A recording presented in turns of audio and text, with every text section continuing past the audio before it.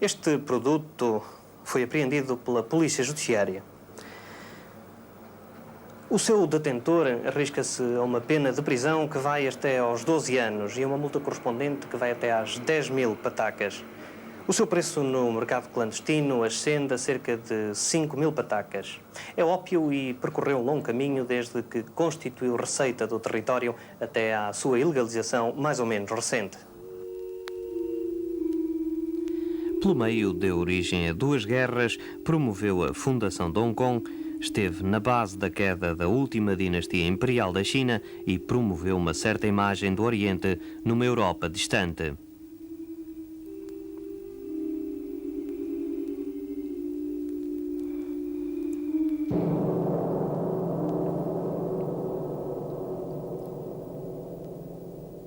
Passados que foram os projetos precursores do século XVI, quando Afonso de Albuquerque sugeriu a exportação para a Europa do então chamado afião, a verdadeira história começou com a expansão do comércio britânico nos mares do Extremo Oriente, que deparava com as portas fechadas da China, indiferente às maravilhas dos produtos da Revolução Industrial. Subitamente, os negociantes britânicos descobriram a palavra mágica que abriria as portas do Império do Meio: ópio.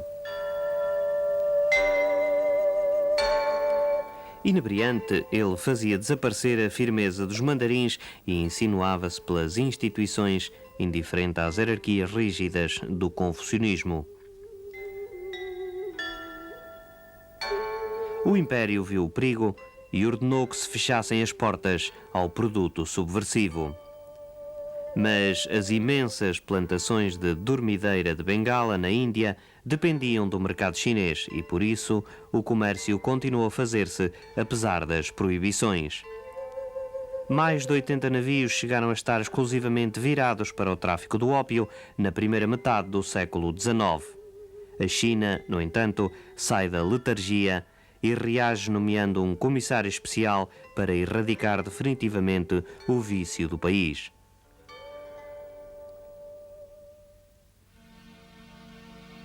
O comissário Lin desce a Cantão e encerra feitorias estrangeiras, prende comerciantes, executa outros e assiste à destruição pelo fogo do veneno das instituições.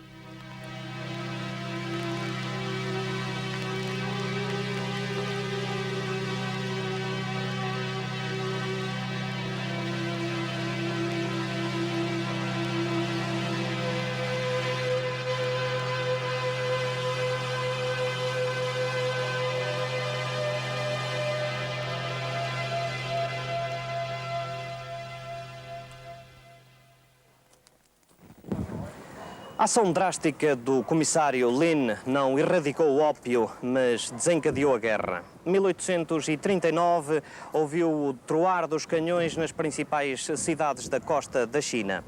Macau manteve uma precária neutralidade ao longo de 4 anos, sob o governo de Adrião Acácio da Silveira Pinto, que fez prodígios de diplomacia.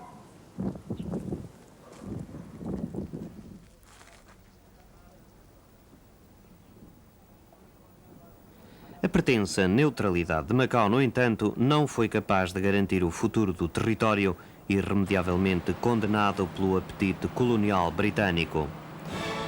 Os ingleses necessitavam de um porto seguro para manterem o comércio com a China, e Hong Kong surgiu sob as cinzas de milhares de caixas de ópio queimadas pelo comissário Lin. A fundação de Hong Kong, ponta de lança no Oriente da superpotência da época, determinou o fim da importância estratégica e comercial de Macau.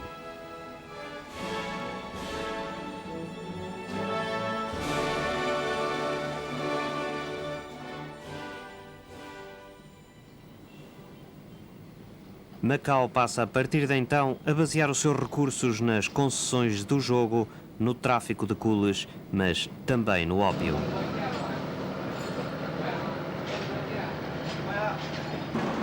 Esquecida a guerra, o ópio tornou-se de novo um valioso produto comercial regulado e fiscalizado pelas instituições. Era aqui nesta casa que o ópio era preparado para ser fumado na conhecida Rua da Felicidade ou então nas residências abastadas do território.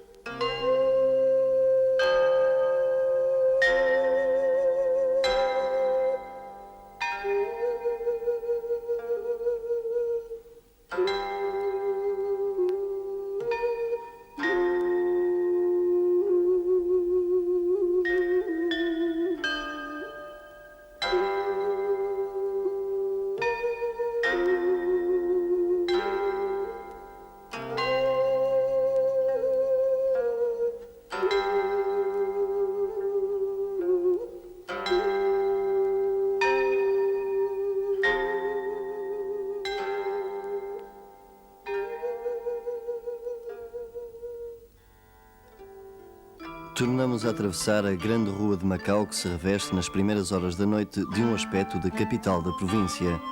Passeiam por ela numerosos sacerdotes e oficiais vestidos à paisana, jovens de uma elegância marcial com grandes chapéus de feltro a mosqueteiro e casaco branco. Esta era a Rua da Felicidade de 1927, descrita pelo escritor espanhol Blasco Ibáñez. Hoje, nos bastidores da Avenida Almeida Ribeiro, não merece sequer a olhadela curiosa do turista apressado.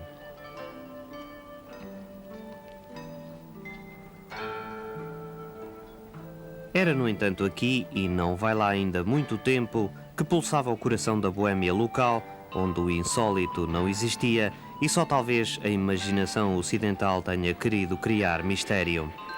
Nesta rua e nas ruas transversais que constituem o antigo bazar chinês, circulava o ópio cozido ali ao lado no porto interior. Envolto em marcas sugestivas como estas, era vendido no bazar aos inúmeros clientes que frequentavam as suas casas de fumo e os seus lupanares.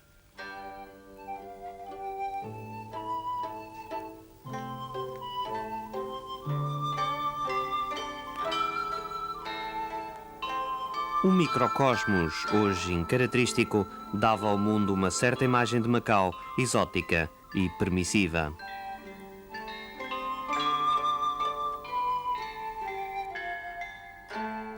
Daqui saiu também, em 1913, o insólito de uma greve das cantadeiras, eufemismo que designava as vulgares prostitutas. Mas aqui tiveram também início as greves operárias de 1922, que redundaram em violentos confrontos e deixaram numerosas vítimas. A animação da Rua da Felicidade era, no entanto, já o declinar de uma época.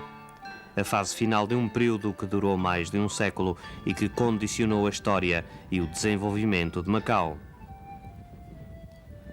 Um século que fez desaparecer a figura do comprador, reminiscência do domínio português dos mares orientais, para fazer emergir a dos Taipan.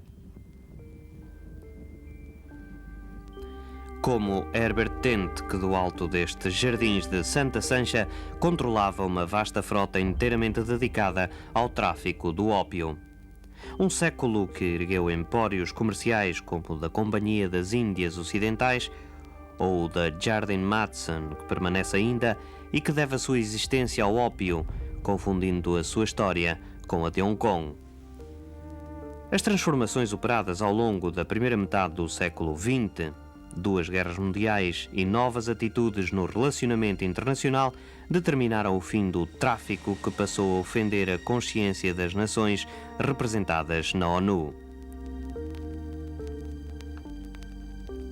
Macau seguiu o movimento internacional e as últimas fábricas de ópio, como esta, encerraram as suas portas em finais de 1945.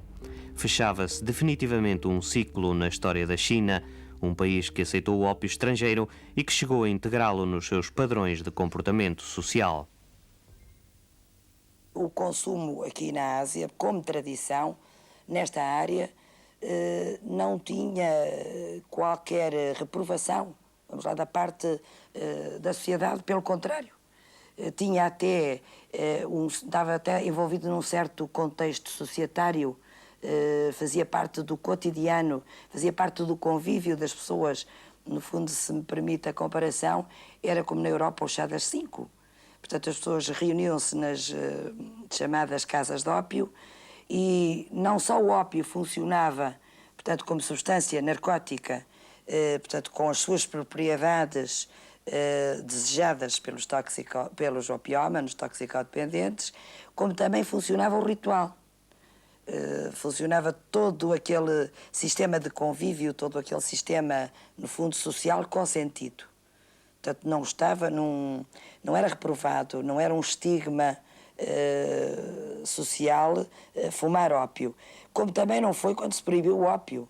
Repare, quer dizer, a comunidade, tanto a comunidade dependente como a comunidade não dependente, não reagiu contra o ópio pelo facto de o tráfego ser proibido e de serem encerradas estas casas de ópio. A comunidade o que arranjou foi formas alternativas de aceitar outro tipo de consumo, que era o que lhe era oferecido pelos traficantes. O ópio tornou-se produto exclusivo de hospitais, mas com o avanço da química médica, novos produtos sintéticos tornaram ultrapassadas as suas virtudes medicinais e a sua produção acaba hoje em grande parte nos mercados clandestinos. Apesar disso, porém, o ópio já não constitui uma ameaça. O ópio é uma droga que, utilizando um francismo, diríamos démodé. O consumo do ópio tem um certo ritual que não se compadece com a vida moderna. Além disso, o mercado não fornece, a não ser velhos clientes e tradicionais clientes, ópio de boa qualidade. O ópio é apenas agora matéria-prima para outras drogas e o seu centro de produção transferiu-se de há muito do subcontinente indiano. O ópio ou os derivados, portanto os alcaloides e depois outras substâncias extraídas desses alcaloides são produzidas no Triângulo Dourado, portanto nos países que formam o Triângulo Dourado, mas hoje já não saem no tráfego sob a forma de ópio, já saem sob formas já refinadas, dado que o próprio controle do tráfego tentou controlar quem os controlava, vamos lá. E hoje o ópio não vai refinar para a Europa ou para a América, é refinado diretamente nas zonas de produção, em refinarias muitas vezes artesanais, mas hoje já até altamente sofisticadas, e já nos aparecem os derivados que irão depois servir até de base sintética para a indústria química cada vez se aperfeiçoar mais em compostos que possam, ou substâncias que possam, de qualquer modo, controlar o controle do tráfego. O Triângulo Dourado. Este o local onde hoje se concentra a maior área mundial de produção de ópio. Nas regiões inacessíveis, compreendidas entre as fronteiras da Birmânia, do Laos e da Tailândia, vastas plantações de papoila dormideira lançam notas vivas em vermelho e branco numa paisagem monocolor em que o verde é rei.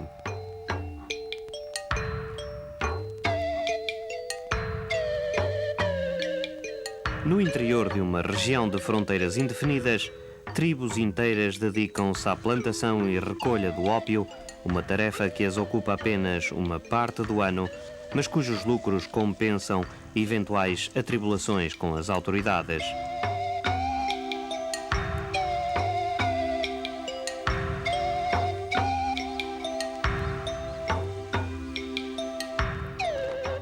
Tentando pôr termo a uma situação difícil de controlar, os Estados Unidos, empenhados no combate à droga, lançaram vastos programas de substituição de culturas através, nomeadamente, da plantação de café. Os planos americanos, no entanto, continuam a demonstrar-se um fracasso. Os resultados das culturas de substituição são diminutos e desde 1984 que as colheitas de ópio têm vindo a aumentar. Desde cerca de 600 toneladas colhidas nesse ano, a produção, mercê de condições climáticas favoráveis, aumentou para 700 e o ano passado atingiu as 800 toneladas. Perante o fracasso de sucessivos planos de erradicação da droga das altas montanhas da região de Chiang Mai, as autoridades tailandesas lançam mão dos seus recursos militares, efetuando verdadeiros golpes de mão contra os campos de papoila.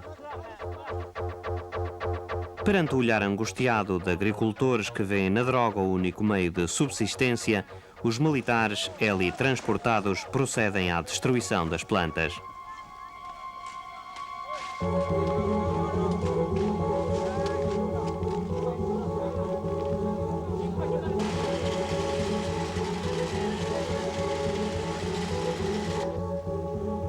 Esta operação, meticulosamente preparada pelo Estado-Maior tailandês em Bangkok, envolveu o terceiro exército estacionado na região de Chiang Mai e custou cerca de 6,5 milhões de patacas. No final, 12 mil acres de plantações pertencentes a 200 famílias da tribo Hmong foram metodicamente destruídas. No entanto, o ópio continua a constituir alimento para mais de 500 mil de viciados na Tailândia, segundo cálculos do governo do primeiro-ministro Prem Tinsulanonda.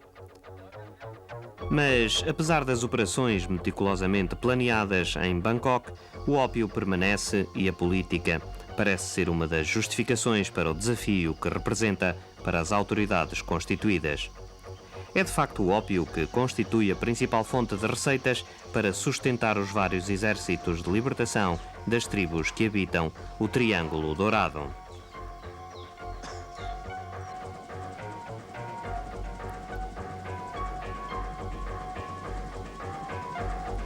Khun Sa. Este senhor da guerra, dirigente do povo Shan, é comandante-chefe do seu autodenominado Exército Nacional e sustenta uma guerra há mais de 3 décadas contra a Birmânia. Os contornos da sua personalidade são indefinidos. Não se sabe onde começa o militar e acaba o traficante, mas não há, no entanto, dúvidas quanto ao facto de que controla mais de 70% do tráfico de ópio do Triângulo Dourado.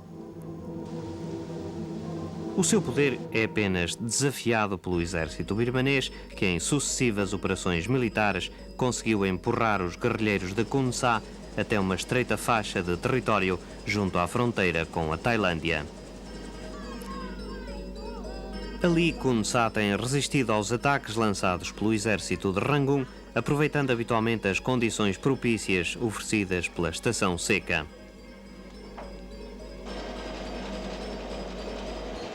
Aos combates assistem do lado tailandês as tropas do Terceiro Exército, comandadas até o ano passado pelo general Chaovalit, atual chefe de Estado-Maior das Forças Armadas tailandesas. Milhares de civis atravessam a fronteira procurando a segurança na Tailândia, perseguidos pelos obuses dos canhões birmaneses que muitas vezes atingem solo tailandês.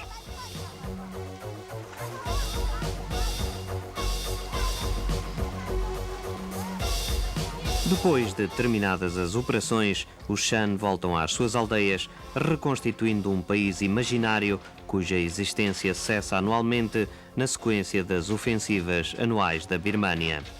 E é o ópio que fornece aos Shan as divisas com que comprar armamento e, por isso, o cultivam diretamente ou exercem uma ação fiscalizadora sobre o seu transporte, obrigando os contrabandistas ao pagamento de taxas.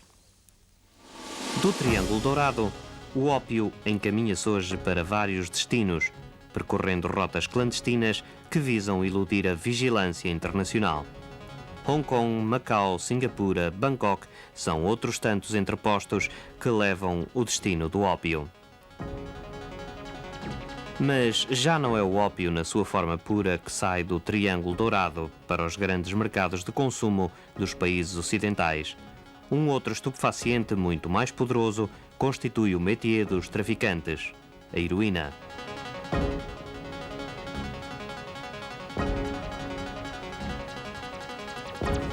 A heroína é um sucedâneo do ópio, constituindo um composto mais poderoso e de mais fácil consumo. 10 kg de ópio produzem 1 kg de heroína, um produto que dispensa todo o complicado ritual de preparação para ser consumido e que se subtrai muito mais facilmente à vigilância das autoridades. Isto é a heroína número 3, uma transformação residual do ópio, e é o produto atualmente mais utilizado pelos toxicómanos em todo o mundo. A heroína, depois de durante muitos anos ter sido transformada em laboratórios europeus, passou a ser obtida a partir da Guerra do Vietnã em refinarias clandestinas nas selvas do Sudeste Asiático ou nos emaranhados habitacionais da populosa Kowloon, em Hong Kong. O seu destino são os mercados de consumo dos Estados Unidos ou da Europa, mas muita fica bem mais perto em Hong Kong e Macau.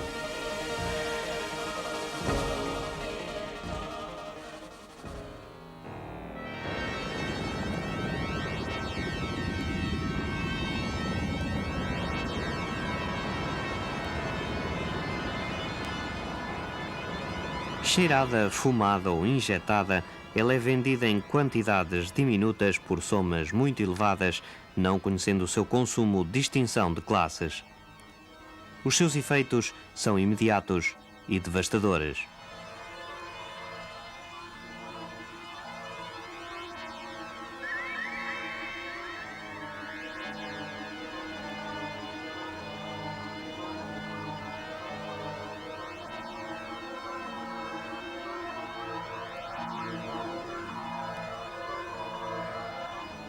A dependência física surge após o consumo das primeiras doses e a libertação do vício é um processo longo, difícil e de resultados duvidosos.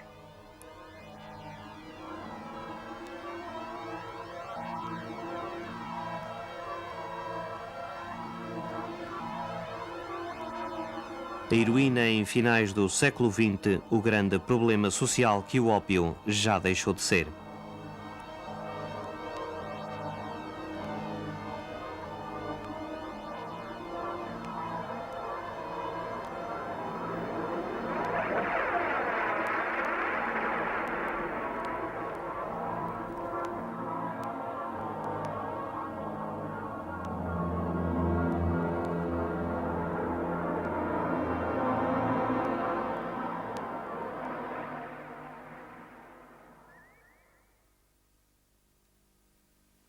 A situação social do ópio não tem, como o ópio em si, não tem qualquer expressão. Mas é evidente que eu não quero ser taxativa nesta afirmação. E, de resto, esta afirmação só a produzo na medida em que várias centenas de toxicodependentes nos têm passado tanto pelo internamento como em consulta, e apenas 2, de 1982 para cá, apenas 2 referiram fumar uma mistura com ópio. O tráfico do ópio já não concentra também as atenções da polícia, inteiramente viradas para o combate à heroína. A heroína causa-nos grande preocupação, e não só nós. Penso que interessa as autoridades da maior parte dos países chamados desenvolvidos, e principalmente estes.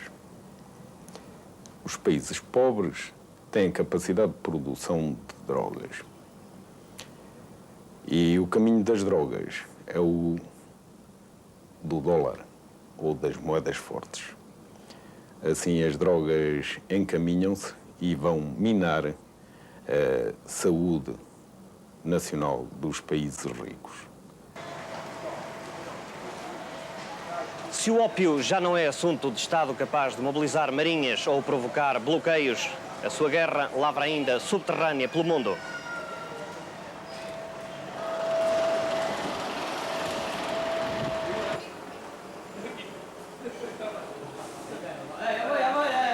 Big Circle, 14 quilates, máfia são os nomes dos exércitos que atualmente travam sob o comando de generais anónimos que podem muito bem estar sentados à nossa volta.